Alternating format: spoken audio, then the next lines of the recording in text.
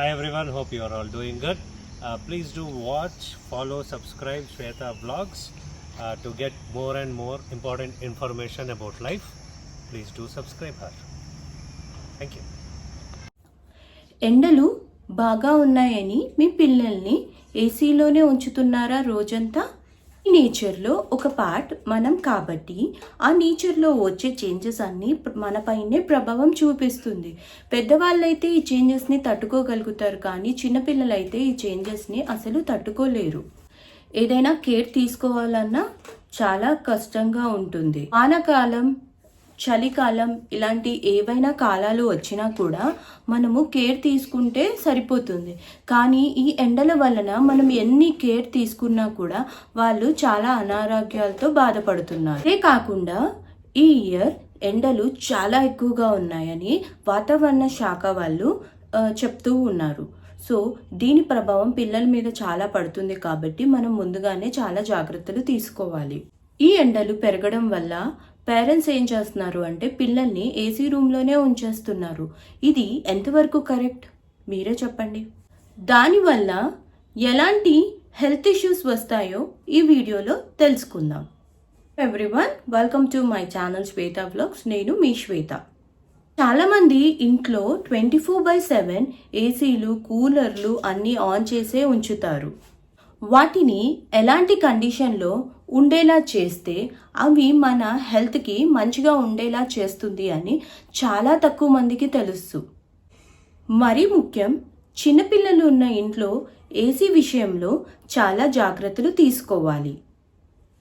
ఎందుకు అంటే డే మొత్తం ఏసీ ఆన్ చేసి నా రూమ్లో చిన్నపిల్లల్ని పడుకోబెట్టడం అసలు మంచిది కాదు. చాలా ప్రమాదకరమని నిపుణులు కూడా చెబుతున్నారు.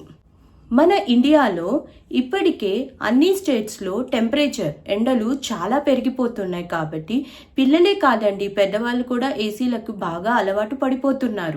ఏసీ వలన గుడ్ కంటే బ్యాడే ఎక్కువ జరుగుతుంది చిన్నపిల్లలకి. ఎక్కువసేపు ఏసీ ఆన్ చేసి ఉన్న రూమ్లో పిల్లల్ని పడుకోబెడితే దానివల్ల పిల్లలకి ఇమ్యూనిటీ తగ్గే ఛాన్సెస్ ఉన్నాయి.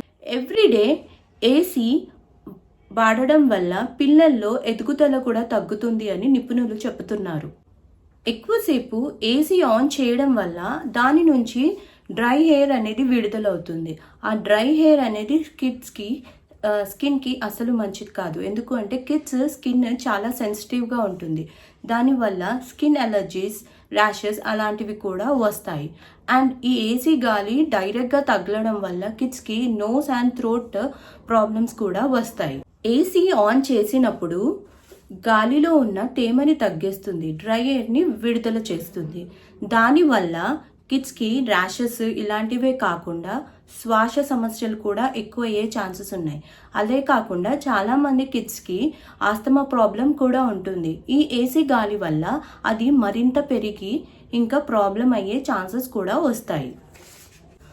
సో పిల్లలకి బ్యాలెన్స్ టెంపరేచర్ కావాలి. అంటే మరీ వేడి ఉండదు, మరీ చల్లగా కూడా ఉండకుండా వామ్గా ఉండేట్టుగా చూసుకోవాలి. సో అది వాళ్ళ డెవలప్మెంట్కి అన్నిటికీ మంచిది.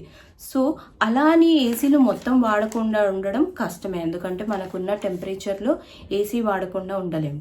సో కూలర్స్ కానీ ఏసీ కానీ ఒక లిమిట్లో వాడాలి. అది డైరెక్ట్గా పిల్లలకి గాలి రాకుండా చూసుకోవాలి.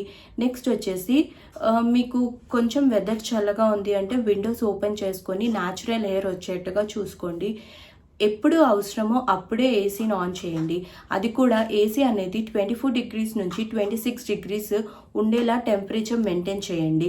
అండ్ మొత్తము ఏసీలో ఉంచకుండా కొంచెం నార్మల్గా ఉండి అవసరమైనప్పుడే ఏసీ వాడాలి. అండ్ ఈ సమ్మర్ ఫ్రిడ్జ్లో నుంచి తీసిన వాటర్ కాకుండా పాట్లో ఉండే వాటర్ తాగితే ఎంతో మంచిది. సో ఇలాంటి చిన్న చిన్న టిప్స్ మీరు ట్రై చేస్తే ఫ్యూచర్లో మీకు ఏ ప్రాబ్లం ఉండదు. అలా టోటల్గా అవాయిడ్ చేయాలి అని కాదు, చిన్న టిప్స్ మీరు ట్రై చేయండి.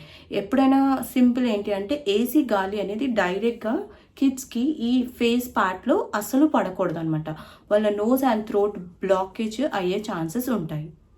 మీకు ఈ వీడియో ఇన్ఫర్మేటివ్గా అనిపిస్తే ప్లీజ్ కామెంట్ చేయండి. నా వీడియో మీరు ఫస్ట్ టైం చూస్తే సబ్స్క్రైబ్ చేసుకోండి. వీడియో ఎండ్ వరకు చూసినందుకు థ్యాంక్ యూ.